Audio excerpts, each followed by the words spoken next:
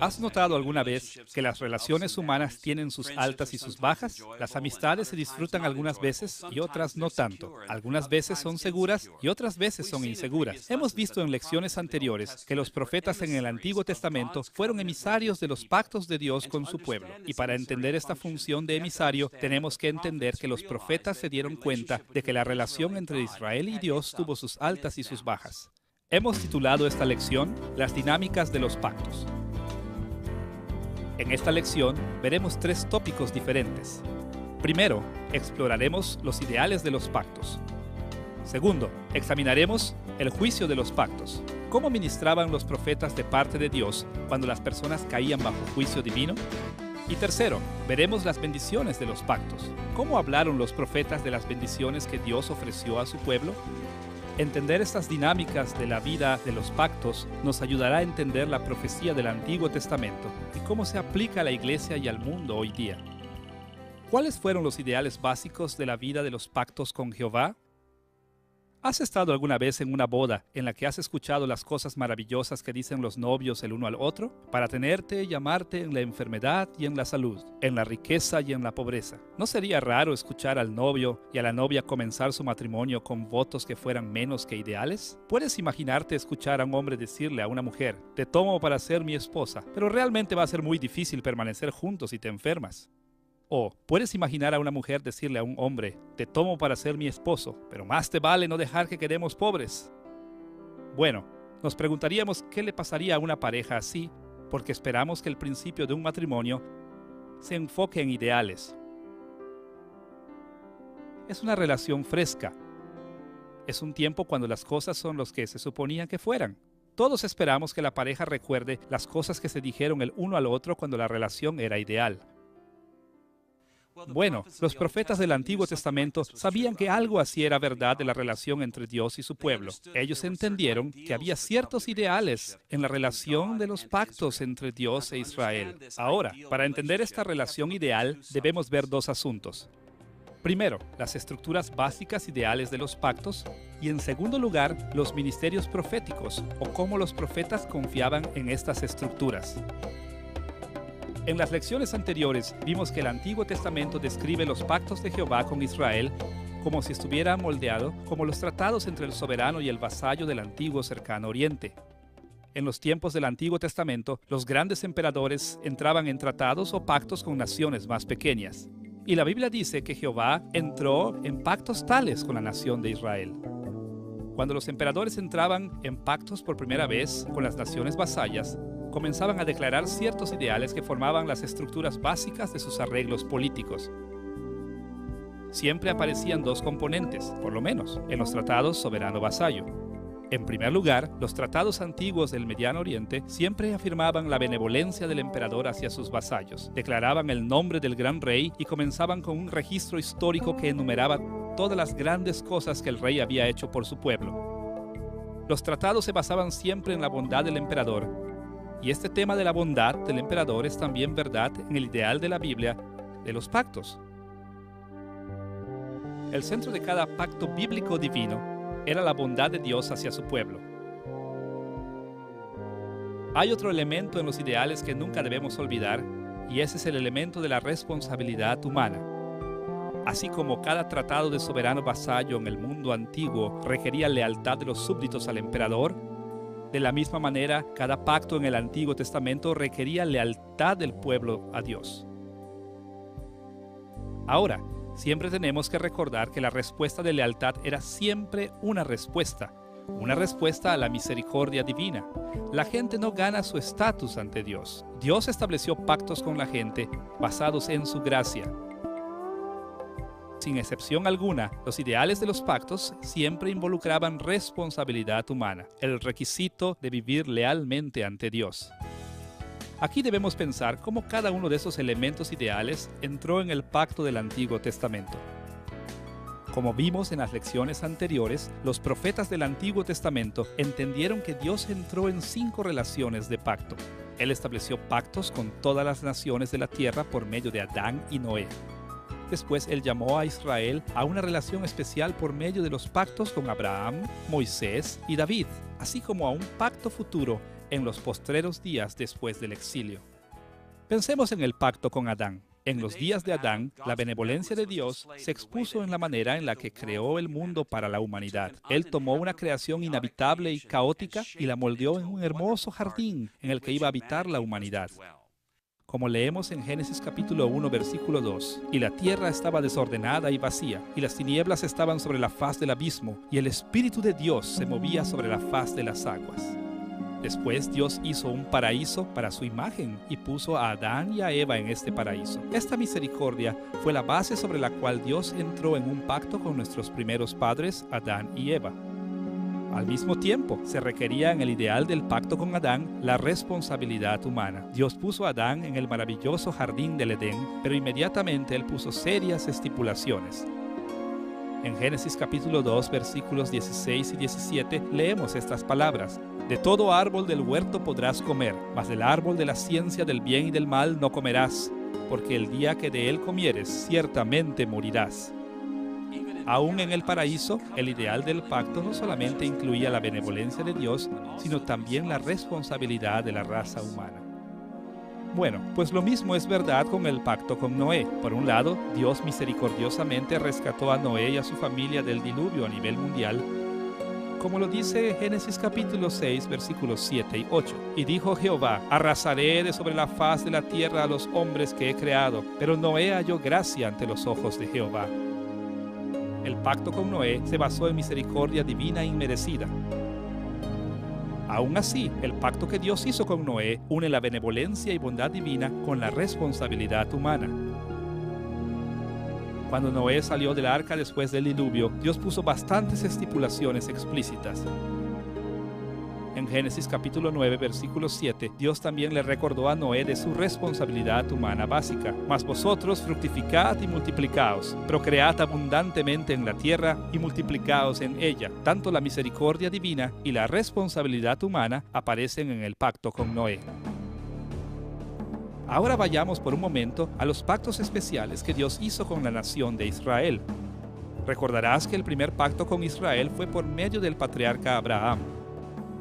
La gracia de Dios aparece en este pacto porque Dios escogió a esta sola familia para ser bendecida sobre todas las familias de la tierra. Dios mostró gran misericordia hacia Abraham cuando le dijo estas palabras en Génesis capítulo 12, versículos 2 y 3.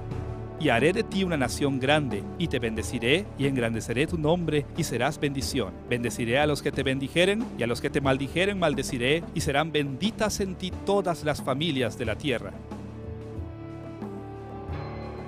Una vez más, la gracia divina es el elemento central en el ideal de este pacto. No obstante, la responsabilidad humana también fue una parte esencial del ideal del pacto con Abraham. La responsabilidad del patriarca viene en primer plano en muchas ocasiones.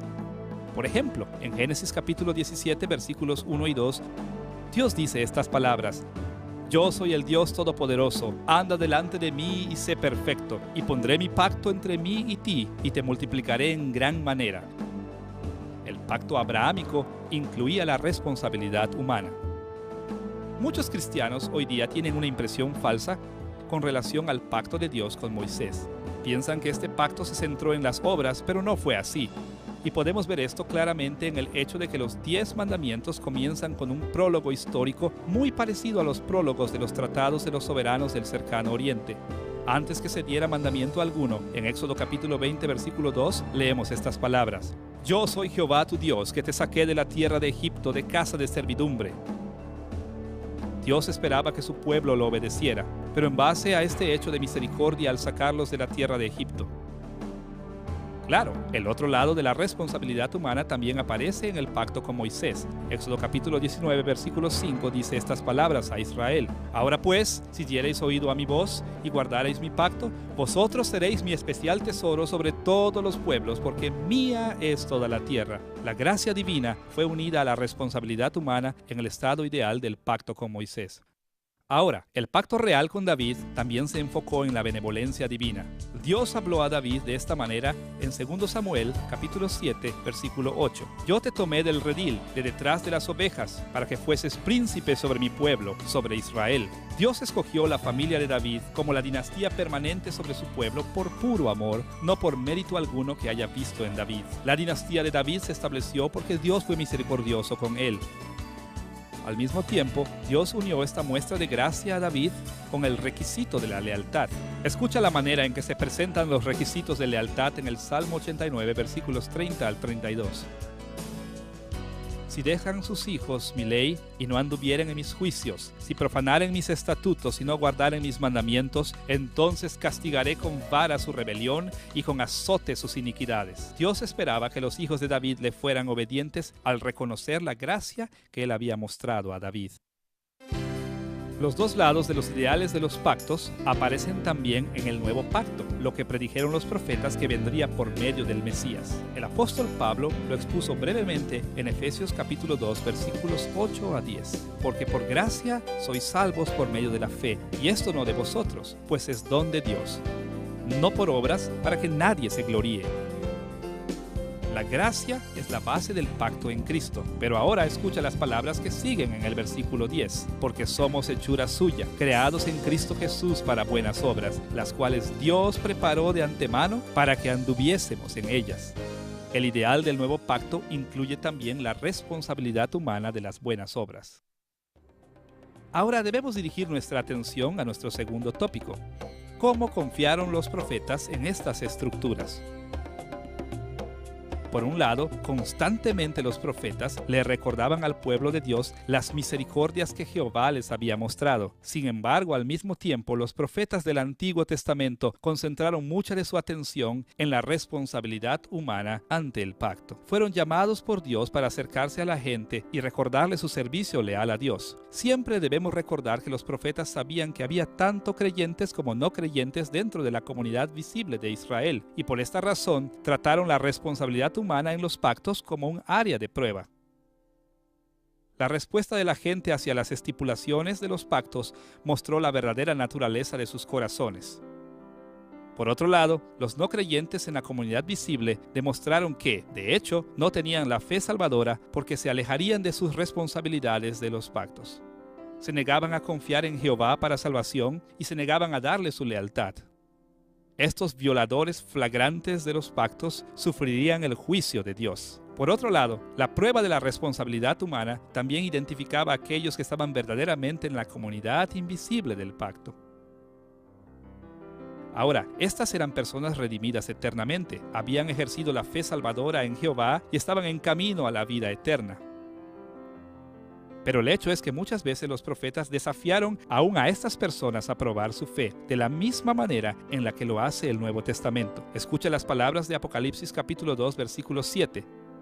El que tiene oído, oiga lo que el Espíritu dice a las iglesias. Al que venciere, le daré a comer del árbol de la vida, el cual está en medio del paraíso de Dios. Este tipo de tema, que debemos obedecer al Señor con el fin de probar que genuinamente tenemos la fe salvadora, es un tema que se encuentra también en los profetas. Ahora, aquí debemos tener cuidado de no pensar que los profetas fueron legalistas, simplemente porque enfatizaron la responsabilidad humana. La realidad es que los profetas entendieron que la gracia de Dios estaba detrás de cada acto de obediencia y fidelidad. Sabemos esto también de toda la enseñanza de la Escritura, que siempre que la gente es fiel al Señor, es por el Espíritu del Señor trabajando en ellos. Sin embargo, al mismo tiempo, la Biblia nos recuerda constantemente nuestra responsabilidad de obedecer. Y porque sabemos que la gracia de Dios estaba detrás de cada acto de obediencia, ellos no vacilaban en llamar al pueblo de Dios a la obediencia y fidelidad. Hasta aquí, en nuestro estudio de las dinámicas de los pactos, hemos visto dos lados de los ideales de los pactos. Ahora debemos dirigir nuestra atención a nuestro segundo tópico, el juicio de los pactos. ¿Cuál fue la dinámica de la vida de los pactos cuando el pueblo de Dios se alejó del servicio al Señor? Hay muchas formas de gobernar humanamente por todo el mundo, pero hay una cosa en común en cada gobierno humano. Todos reconocen que las personas de un lugar no obedecerán todas sus leyes. Y como resultado, establecen un sistema de crimen y castigo. Lo mismo pasó en los pactos de Dios con Israel. Él sabía que su pueblo era pecador. Él sabía que se rebelarían en su contra, así que estableció un sistema de juicio sobre su pueblo. Los profetas jugaron un papel muy importante en el sistema de juicio. Fueron mensajeros de los pactos. Ellos traían a la mente los delitos y también advertían de los castigos que Dios les daría si violaban su pacto. Ahora, para entender cómo funcionaban los profetas como mensajeros de juicio, necesitamos entender dos elementos del juicio de los pactos que Dios puso sobre su pueblo.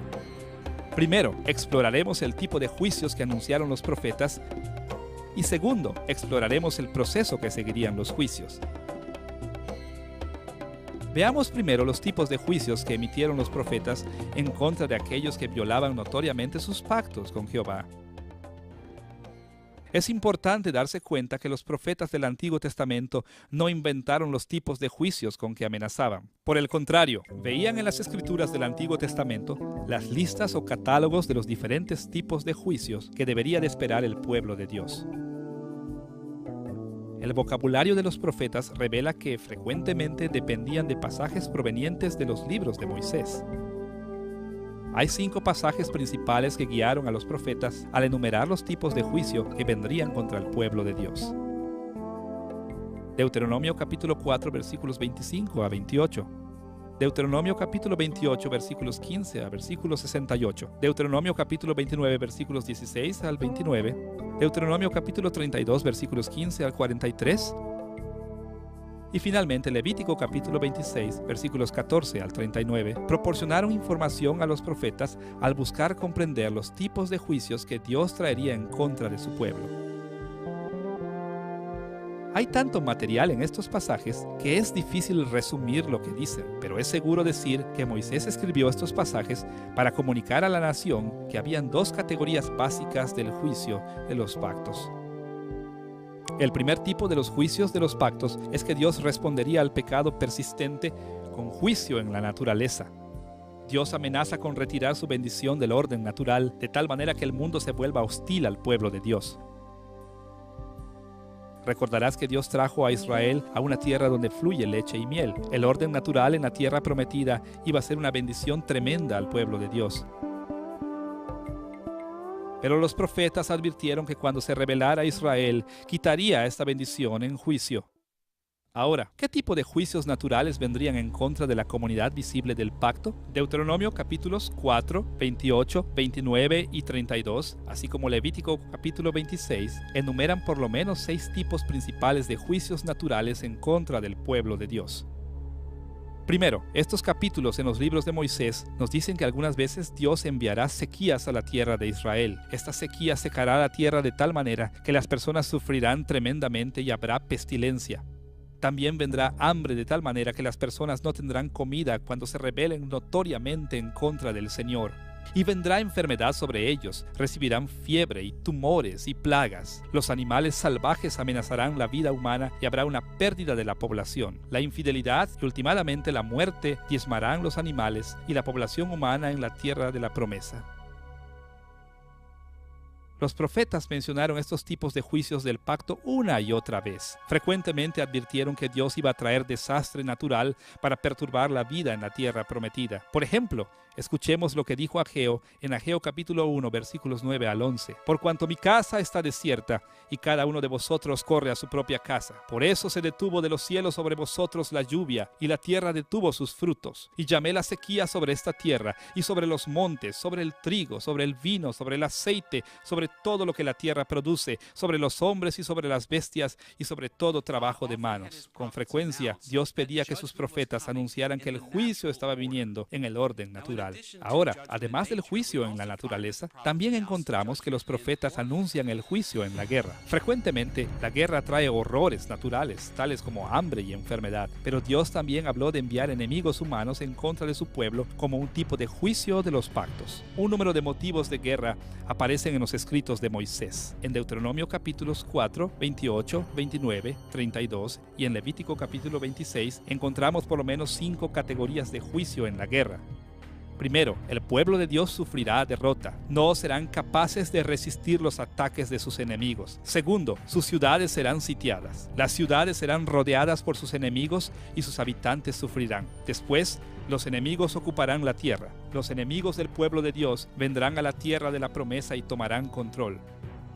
La muerte y la destrucción es otra maldición del pacto en la guerra, porque muchos del pueblo de Dios morirán en manos de sus enemigos. Y finalmente, la maldición peor de todas. Dios dice que su pueblo será tomado cautivo y esparcido entre las naciones en exilio. Los profetas no solo anunciaban una y otra vez que el pueblo de Dios sería derrotado por sus enemigos, sino que también les advertían que estaba viniendo el exilio de su tierra. Por ejemplo, el profeta Miqueas advirtió que muchos judaítas serían exiliados de la tierra prometida. En Miqueas capítulo 1, versículo 16, podemos leer estas palabras de exilio. Ráete y trasquílate por los hijos de tus delicias, hazte calvo como águila, porque en cautiverio se fueron de ti. Amenazas de juicio y guerra como estas aparecen en todos los profetas del Antiguo Testamento. Así vemos que los profetas del Antiguo Testamento anunciaban dos tipos básicos de juicios de los pactos: desastres naturales y guerra. Ahora demos un vistazo al proceso que seguiría Dios al imponer estos tipos de juicios para su pueblo. ¿Qué procesos de juicio esperaban los profetas que se llevaran a cabo? Los profetas aprendieron el proceso de los juicios de los pactos principalmente de Levítico capítulo 26, versículos 14 al 39. En este pasaje Moisés describe el juicio como algo que se lleva a cabo en un periodo largo de tiempo y sigue un modelo particular. En tanto examinamos este pasaje, vamos a encontrar por lo menos tres principios que gobiernan el proceso en que se llevarán a cabo estos juicios. Dios mostrará paciencia, pero los juicios incrementarán en severidad y habrá un clímax particular para estos juicios. Vamos a pensar primero en la paciencia divina. Levítico capítulo 26, versículos 14 al 39, aclara que Dios ejerce gran paciencia hacia su pueblo cuando peca.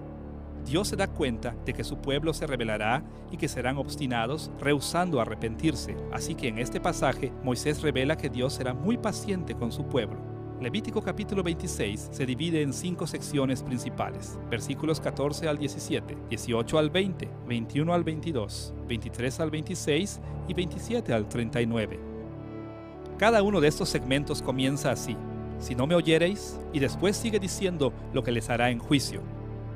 Esta repetición de si no me oyereis muestra que Dios tiene la intención de ser paciente con su pueblo al darles muchas oportunidades para arrepentirse. Una de las descripciones más breves de la paciencia de Dios aparece en la profecía del Antiguo Testamento. El profeta Joel habló de la paciencia de Dios en Joel capítulo 2 cuando llamó al pueblo al arrepentimiento. En capítulo 2, versículo 13, dice estas palabras a Israel: y convertíos a Jehová, vuestro Dios, porque misericordioso es y clemente, tardo para la ira y grande en misericordia, y que se duele del castigo. Los profetas creían fuertemente en el juicio de los pactos, pero también creían que Jehová era muy paciente con su pueblo. El primer principio de los juicios de los pactos en Levítico 26 es que Dios será paciente, pero hay un segundo principio. Los juicios de los pactos de Dios vendrán con severidad creciente. Así como los 5 segmentos de Levítico capítulo 26 nos dicen que Dios es paciente, también nos dicen que Dios aumentará la severidad de sus juicios. En los versículos 18, 21, 24 y 28, Dios nos advierte de esta manera: si continúan rebelándose en contra de Él, entonces Él aumentará los juicios 7 veces más. Esta dimensión de Levítico capítulo 26 nos dice que el juicio de los pactos viene en grados. Algunas veces los profetas advertían de juicios relativamente pequeños y después más tarde advertían de juicios más grandes por venir. Por ejemplo, leemos de un juicio pequeño en el libro de Isaías capítulo 38, versículo 1. Ordena tu casa porque morirás y no vivirás. Ahora, estoy seguro que Ezequías mismo pensó que esto era un gran juicio en contra de él, pero en términos de toda una nación, era más bien pequeño. Era más bien solamente un sufrimiento individual del juicio de Dios. Pero por el otro lado, después de que Ezequías se rehusó a someterse a Jehová, incluso después de una liberación milagrosa del ataque de los asirios, Isaías dio un juicio mucho más severo. Anunció que un día los babilonios conquistarían la nación entera de Judá. En Isaías capítulo 39, versículo 6, leemos estas palabras: He aquí vienen días en que será llevado a Babilonia todo lo que hay en tu casa, ninguna cosa quedará. Esta declaración fue mucho más severa que la amenaza en contra de Ezequías acerca de su propia salud. Es una amenaza en contra de una nación entera, y muchos muchos profetas seguirían este mismo patrón. Hablarían de juicios que iban en aumento. No encontramos solamente que Dios trae juicios de los pactos con paciencia y con severidad creciente, sino que también encontramos un tercer principio. El clímax del juicio es el exilio de la tierra. La última sección de Levítico capítulo 26, versículos 27 al 39, advierte que el peor juicio que vendrá en contra del pueblo de Dios será una devastación total de la tierra y el exilio de la tierra prometida. Escuchemos la manera en que lo expuso Moisés en Levítico capítulo 26, versículo 33. Y a vosotros os esparciré entre las naciones, y desenvainaré espada en pos de vosotros, y vuestra tierra será asolada, y quedarán desiertas vuestras ciudades. En las mentes de los creyentes del Antiguo Testamento era difícil de imaginar algo peor que esto. Dios había traído a Israel a la tierra prometida, una tierra donde fluye leche y miel, y ahora los profetas estaban anunciando que iba a haber un exilio de esta tierra. Al llegar a la mayoría de los profetas bíblicos, Dios había advertido una y otra vez que iba a mandar a su pueblo fuera de la tierra. Y así encontramos a los profetas anunciando que el exilio estaba viniendo. Por ejemplo, en Amós capítulo 5, versículos 26 y 27, leemos estas palabras. Antes bien, llevabais el tabernáculo de vuestro Moloc y Cuyum, ídolos vuestros, la estrella de vuestros dioses que os hicisteis. Aunque Moisés hizo la amenaza del exilio claramente en Levítico capítulo 26 y en otros pasajes, el pueblo de Israel todavía no lo podía creer. Sería más popular creer que Dios no sacaría a su pueblo. Por lo menos, Jerusalén permanecería intacta. El pueblo había olvidado que su pacto con Jehová requería la responsabilidad humana. Y esta es la razón por la que, en los últimos años de la seguridad de Jerusalén, Jeremías tuvo que proclamar que la destrucción de la ciudad y del templo estaba viniendo. En Jeremías capítulo 7, versículos 13 al 15, leemos estas palabras. Ahora pues, por cuanto vosotros habéis hecho todas estas obras, dice Jehová, y aunque os hablé desde temprano y sin cesar, no oísteis, y os llamé y no respondisteis, haré también a esta casa sobre la cual es invocado mi nombre, en la que vosotros confiáis, y a este lugar que di a vosotros y a vuestros padres, como hice a Silo. Os echaré de mi presencia, como eché a todos vuestros hermanos, a toda la generación de Efraín. Dios es misericordioso y paciente y bueno con su pueblo. Toma mucho tiempo molestarlo, pero puede ser provocado a ira. Y así descubrimos que Dios hace juicio sobre su pueblo, pero es un juicio paciente y bueno que ejecuta sobre su pueblo. Hasta aquí, en esta lección de las dinámicas de los pactos, hemos visto los ideales de los pactos y los juicios de los pactos.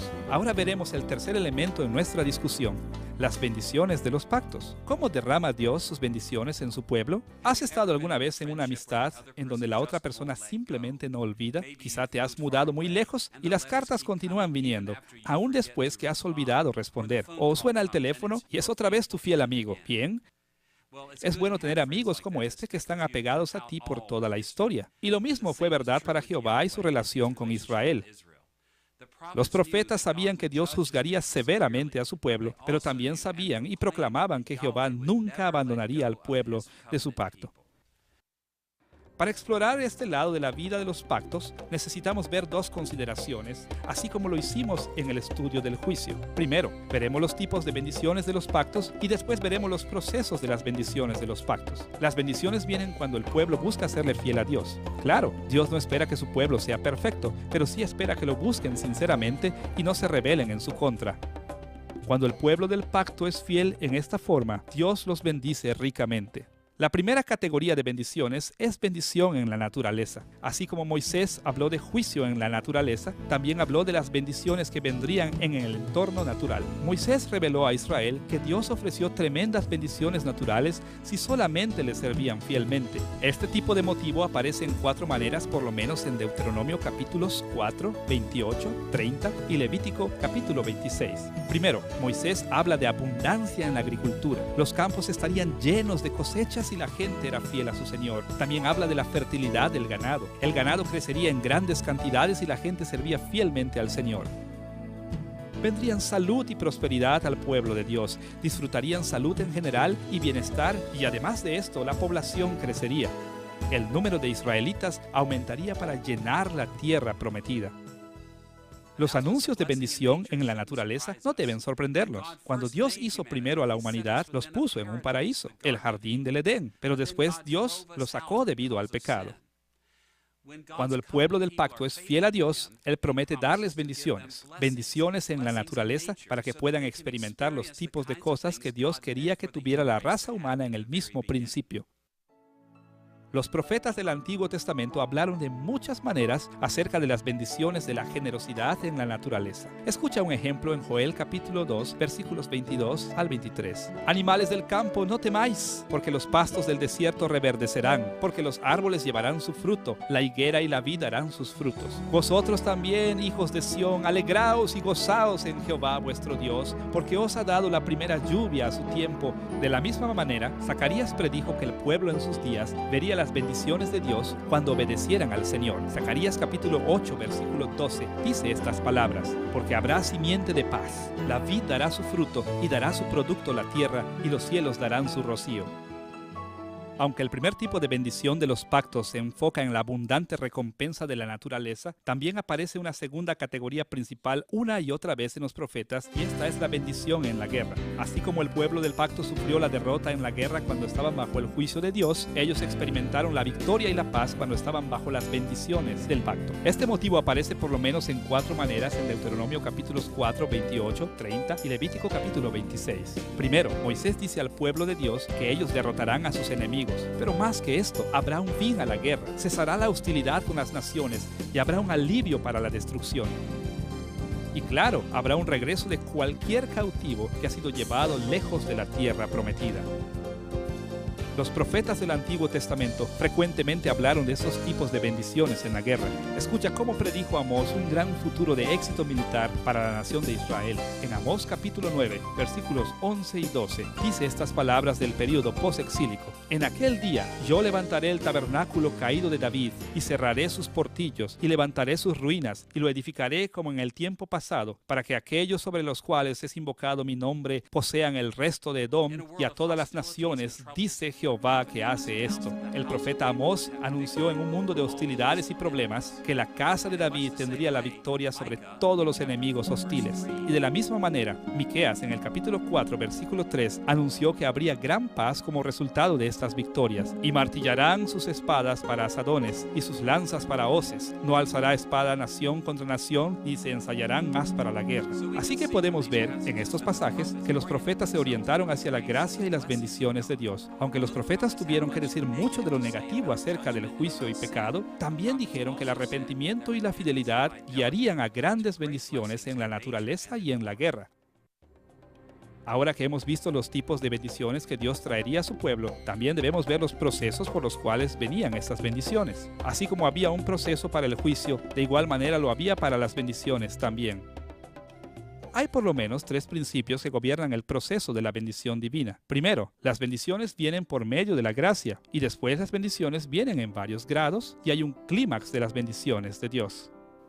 Con mucha frecuencia, los cristianos modernos tienen impresiones falsas de que en el Antiguo Testamento la gente ganaba su salvación o ganaba su justicia ante Dios, pero nada puede estar más lejos de la verdad. Los profetas no ofrecieron una forma de salvación por obras a los hombres y las mujeres. Ellos hacían un llamado a la gente para arrepentirse y buscar la misericordia de Dios. En Oseas capítulo 14, versículo 1, leemos estas palabras: vuelve, oh Israel, a Jehová tu Dios, porque por tu pecado has caído. Llevad con vosotros palabras de súplica y volved a Jehová y decidle: quita toda iniquidad y acepta el bien, y te ofreceremos la ofrenda de nuestros labios. Nota que Oseas no dice nada acerca de que sus lectores deben de trabajar duro para ganar las bendiciones de Dios. Por el contrario, los fieles en Israel sabían que únicamente la misericordia de Dios les traería bendiciones. Ellos buscaban el perdón como una base para las bendiciones del pacto, no el mérito humano. El segundo principio que gobierna las bendiciones de los pactos es que vienen en una variedad de grados. Así como los juicios venían en grados, así podemos hablar de bendiciones más pequeñas y más grandes. En lo más bajo de la escala, los profetas del Antiguo Testamento hablaron de misericordias de Dios relativamente pequeñas. Por ejemplo, así como Isaías le dijo a Ezequías que se iba a enfermar y morir, también anunció una pequeña bendición al rey cuando le dijo que Dios lo dejaría vivir. En Isaías capítulo 38, versículo 5, Dios dijo: ve y di a Ezequías: Jehová,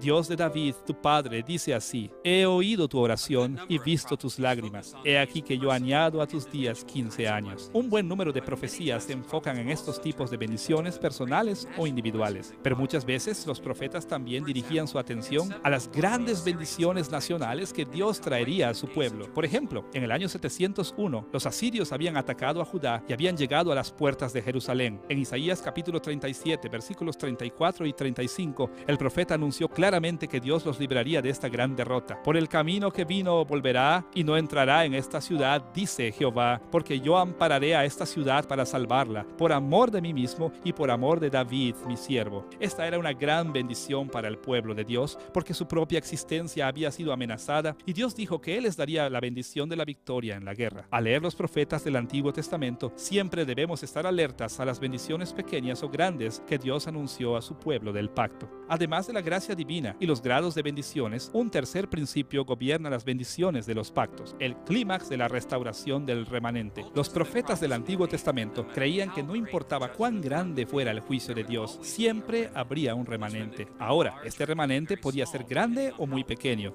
dependiendo en cómo reaccionaría el pueblo de Dios. Pero los profetas siempre dijeron que Dios guardaría seguro un remanente y edificaría en ese remanente. Por ejemplo, Jeremías dijo que Jerusalén sería totalmente destruida, pero en Jeremías capítulo 5, versículo 18, asegura a la gente que el remanente sobreviviría. No obstante, en aquellos días, dice Jehová, no os destruiré del todo. La sobrevivencia del remanente es importante porque por medio de ese remanente, Dios prometió traer a su pueblo la bendición más grande de todas.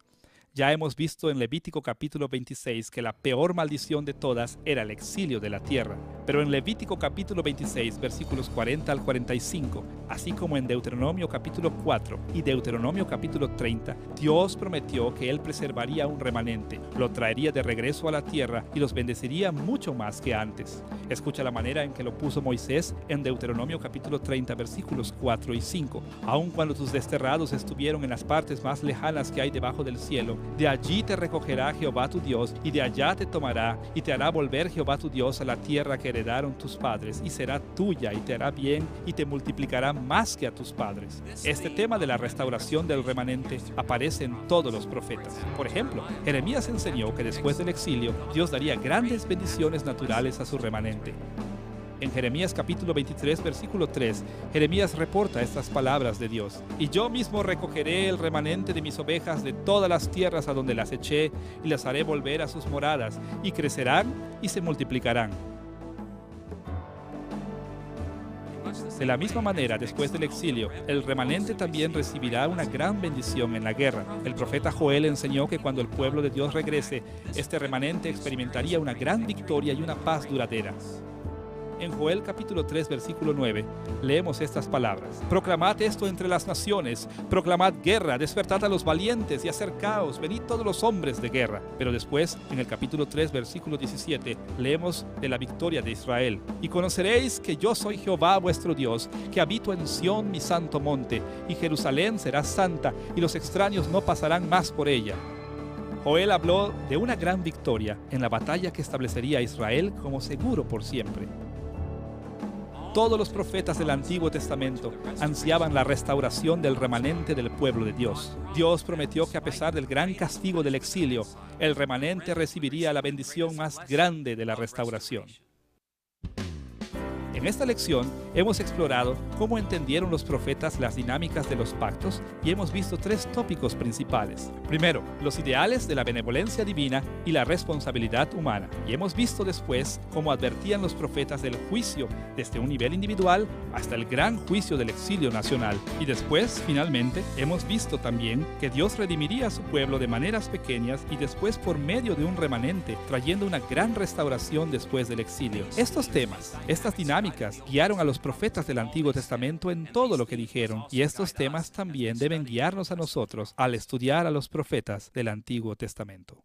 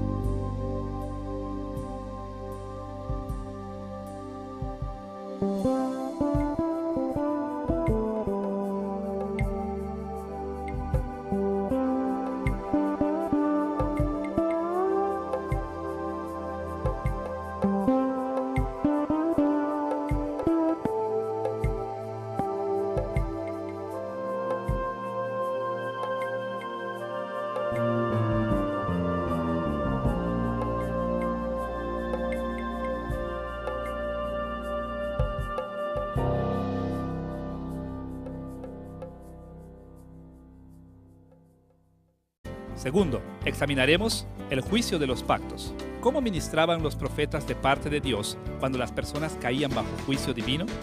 Y tercero, veremos las bendiciones de los pactos. ¿Cómo hablaron los profetas de las bendiciones que Dios ofreció a su pueblo? Entender estas dinámicas de la vida de los pactos nos ayudará a entender la profecía del Antiguo Testamento y cómo se aplica a la iglesia y al mundo hoy día. ¿Cuáles fueron los ideales básicos de la vida de los pactos con Jehová? ¿Has estado alguna vez en una boda en la que has escuchado las cosas maravillosas que dicen los novios el uno al otro? Para tenerte y amarte en la enfermedad y en la salud, en la riqueza y en la pobreza. ¿No sería raro escuchar al novio y a la novia comenzar su matrimonio con votos que fueran menos que ideales? ¿Puedes imaginarte escuchar a un hombre decirle a una mujer, te tomo para ser mi esposa, pero realmente va a ser muy difícil permanecer juntos si te enfermas? O puedes imaginar a una mujer decirle a un hombre, te tomo para ser mi esposo, pero más te vale no dejar que quedemos pobres. Bueno, nos preguntaríamos qué le pasaría a una pareja así, porque esperamos que el principio de un matrimonio se enfoque en ideales. Es una relación que hacían dos componentes, por lo menos, en los tratados soberano-vasallo.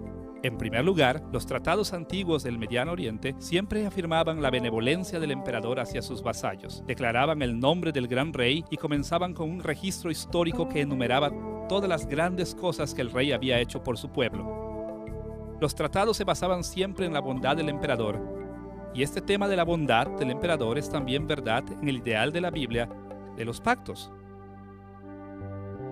El centro de cada pacto bíblico divino era la bondad de Dios hacia su pueblo. Hay otro elemento en los ideales que nunca debemos olvidar, y ese es el elemento de la responsabilidad humana. Así como cada tratado de soberano vasallo en el mundo antiguo requería lealtad de los súbditos al emperador, de la misma manera, cada pacto en el Antiguo Testamento requería lealtad del pueblo a Dios. Ahora, siempre tenemos que recordar que la respuesta de lealtad era siempre una respuesta a la misericordia divina. La gente no gana su estatus ante Dios. Dios estableció pactos con la gente basados en su gracia. Fresca. Es un tiempo cuando las cosas son los que se suponían que fueran. Todos esperamos que la pareja recuerde las cosas que se dijeron el uno al otro cuando la relación era ideal. Bueno, los profetas del Antiguo Testamento sabían que algo así era verdad de la relación entre Dios y su pueblo. Ellos entendieron que había ciertos ideales en la relación de los pactos entre Dios e Israel. Ahora, para entender esta relación ideal, debemos ver dos asuntos. Primero, las estructuras básicas ideales de los pactos, y en segundo lugar, los ministerios proféticos, o cómo los profetas confiaban en estas estructuras. En las lecciones anteriores vimos que el Antiguo Testamento describe los pactos de Jehová con Israel como si estuviera moldeado como los tratados entre el soberano y el vasallo del antiguo cercano oriente. En los tiempos del Antiguo Testamento, los grandes emperadores entraban en tratados o pactos con naciones más pequeñas. Y la Biblia dice que Jehová entró en pactos tales con la nación de Israel. Cuando los emperadores entraban en pactos por primera vez con las naciones vasallas, comenzaban a declarar ciertos ideales que formaban las estructuras básicas de sus arreglos políticos. Siempre aparece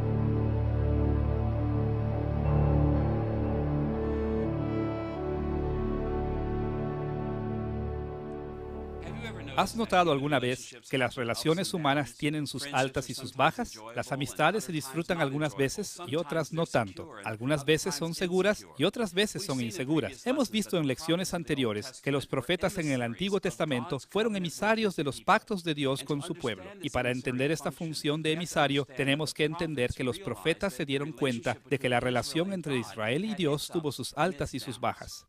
Hemos titulado esta lección Las dinámicas de los pactos. En esta lección veremos tres tópicos diferentes.